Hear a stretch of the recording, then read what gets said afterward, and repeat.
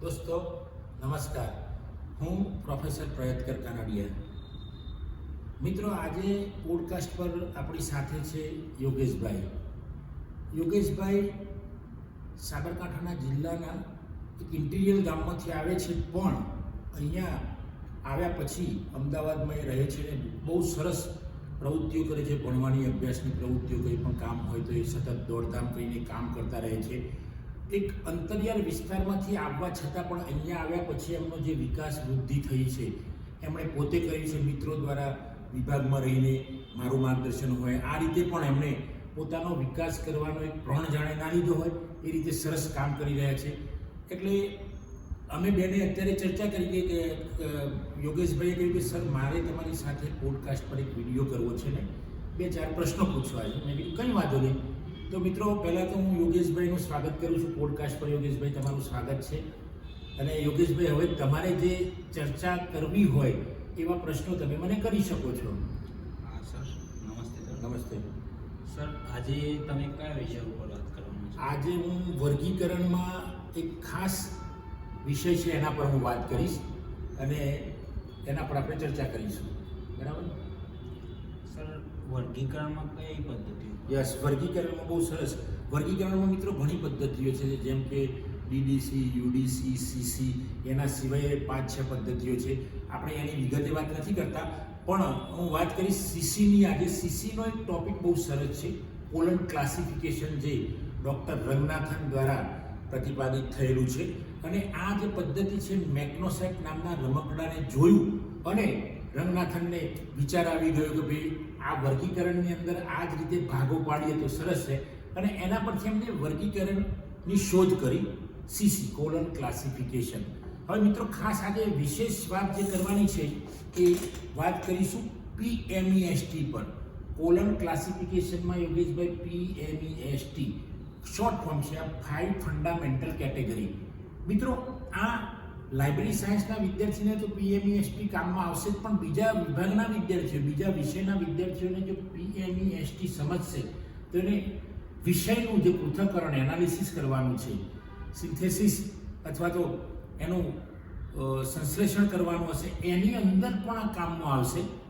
તો મિત્રો, P એટલે પર્સનાલિટી, વિષયની પર્સનાલિટી. ધારો કે લાઇબ્રેરી સાયન્સ, તો P એ એનું થયું લાઇબ્રેરી સાયન્સ. એ કોમન છે, પણ લાઇબ્રેરી સાયન્સ એ એની પર્સનાલિટી થઈ. એટલે P ફોર પર્સનાલિટી, વિષયની પર્સનાલિટી. અહીંયા વિષયનું વ્યક્તિત્વ કયું છે, તો અહીંયા લાઇબ્રેરી સાયન્સ હોય તો P. એ જ રીતે બીજા વિષયની આપણે વાત કરીશું, એગ્રીકલ્ચર. તો એગ્રીકલ્ચરમાં ક્રોપ્સ, પાકો જે કહીએ આપણે, એ વ્યક્તિત્વ મુખક કહેવાય. એટલે P for personality. M for matter. Matter એટલે વસ્તુ. વિષયમાં યોગેશભાઈ કોઈ વસ્તુ આવતી હોય, ધારો કે સિક્કા, ગોલ્ડ કોઈન, સિલ્વર કોઈન, પાણીની બોટલ, કંઈ પણ હોય, ઘડિયાળ હોય, મોબાઈલ હોય, તો આ બધી વસ્તુ છે. તો વસ્તુ માટે વપરાશે M, મેટર. E, energy.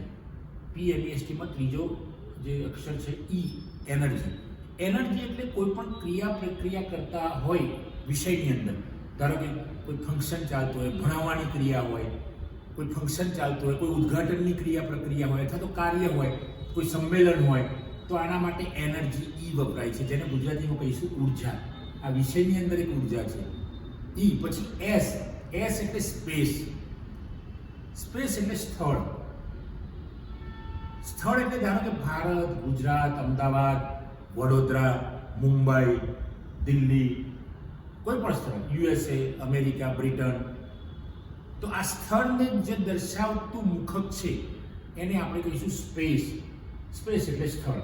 તો આ બહુ ઉપયોગી છે કે વિષયની અંદર પણ સ્થળ આવતા હોય છે.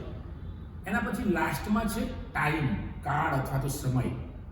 ટાઈમને આપણે કાળ પણ કહીએ છીએ અને સમય પણ કહેવાય.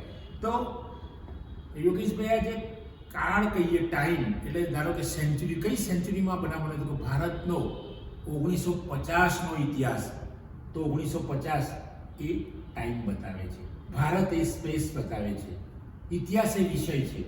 તો આ રીતે PMEST, T બરાબર ટાઈમ. એટલે ટાઈમ, જ્યારે વિષયની અંદર સમયની વાત આવશે ત્યારે એ ટી મુખક અથવા તો એને ફેસેટ કહીએ. તો આ 5 ફંડામેન્ટલ કેટેગરી એ સિસિકની અંદર એટલે કે કોલન ક્લાસિફિકેશનની અંદર ખૂબ જ અગત્યની છે. જો આ 5 ફંડામેન્ટલ કેટેગરી વિદ્યાર્થી જો સમજી જાય ક્લાસિફિકેશન વખતે અથવા તો એની થિયરીમાં આવતું હોય અથવા તો પ્રેક્ટિકલમાં જ્યાં પણ આવતું હોય તો એ ઘણું બધું એને જાણકારી મળી રહેશે. એટલે યોગેશભાઈ આ તમારા પ્રશ્નનો જવાબ આ છે. Thank you sir. સર પીએમઈએસટી કોને કોને કામમાં આવી શકે છે? પીએમઈએસટી તો જો લાઇબ્રેરી પ્રોફેશનલ્સ હોય, લાઇબ્રેરિયન, લાઇબ્રેરીમાં જે પણ વિભાગમાં કામ કરતા હોય જુદા જુદા માણસો બધાને કામમાં આવશે. એ સિવાય લાઇબ્રેરી સાયન્સના વિદ્યાર્થીને પણ કામમાં આવશે જે અભ્યાસ કરતો હશે BLIC, MLIC, PhD, તો આ બધાને તો કામમાં આવશે. એ સિવાય બીજા વિષયના વિદ્યાર્થીઓ હશે એને પણ વિષયનું વિભાજન કેવી રીતે થાય છે, એને 5 કેટેગરીઝમાં કેવી રીતે વહેંચવામાં આવે છે, એનું એનાલિસિસ કેવી રીતે થાય છે, એના માટે એને પણ કામમાં આવશે. એટલે આ પીએમઈએસટી છે એ તો જીવનમાં પણ ઉપયોગી થશે. કોઈ માણસ જો પીએમઈએસટી સમજી જશે તો જીવનમાં પણ ઉપયોગી થશે. એટલે ખૂબ જરૂરી છે પીએમઈએસટી. યોગેશભાઈ તમારા પ્રશ્નનો બીજો કોઈ પ્રશ્ન હોય તો પૂછી શકો છો તમે કોઈ પણ, બરાબર?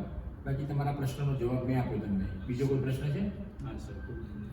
તો મિત્રો આજે યોગેશભાઈ આપણી સાથે પોડકાસ્ટમાં ઉપસ્થિત રહ્યા એ બદલ યોગેશભાઈનો હું આભાર વ્યક્ત કરું છું. આપ સૌ નિહાળી રહ્યા છો, આપ સૌનો પણ આભાર વ્યક્ત કરું. સાથે રોજ અમારી સાથે હોય છે એવા નીરજભાઈ વસાવા વિડીયોગ્રાફીનું સુંદર કામ કરી રહ્યા છે. દરેક વિડીયોમાં મોટાભાગે નીરજભાઈ હોય છે, તો નીરજભાઈનો આભાર રોજ તો માનતો નથી પણ અમુક સમયે હું આભાર માનું છું, તો નીરજભાઈનો પણ આભાર અત્રે માનું છું. મિત્રો આ વિડીયો આપ જોઈને નિહાળો અને ગૌણ સેવા પસંદગી લાઇબ્રેરી સાયન્સમાં હોય, કોમ્પિટિટિવ એક્ઝામ લાઇબ્રેરી સાયન્સની હોય અથવા નેટ સ્લેટની એક્ઝામ, JRFની એક્ઝામ હોય તો પીએમઈએસટી ખૂબ કામમાં આવશે. પીએમઈએસટી પરથી તમને ફૂલ ફોર્મની પણ આમાં ખબર પડશે અને ક્યાં કેવી રીતે ઉપયોગ થાય છે એની ખબર પડશે. તો મિત્રો આપ સૌ આ વિડીયો જુઓ. આપને આ મારો વિડીયો યોગ્ય લાગ્યો હોય તો એને લાઈક કરો, શેર કરો, કોમેન્ટ કરો અને જો ચેનલ સબસ્ક્રાઈબ ન કરી હોય તો સબસ્ક્રાઈબ કરો. Thank you friends. જય હિન્દ, જય ભારત.